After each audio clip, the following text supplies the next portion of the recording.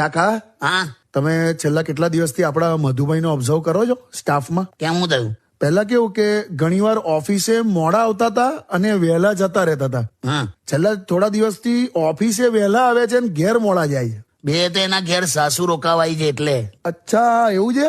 આ બધી ઇનડાયરેક્ટ તકલીફો તમને કુંવારાઓને ક્યાં ખબર યાર? જો યાર, એમાં મારા પર આવ્યું પાછું. એટલે તમને નહીં ખબર એમ? બરાબર. શું કામ સાસુ રોકાવા આવે? મને તો એ કન્સેપ્ટ જ નહીં. ઓલરેડી તમારી દીકરી છે, પછી ડબલ ધડાકા કરવાની શું જરૂર યાર?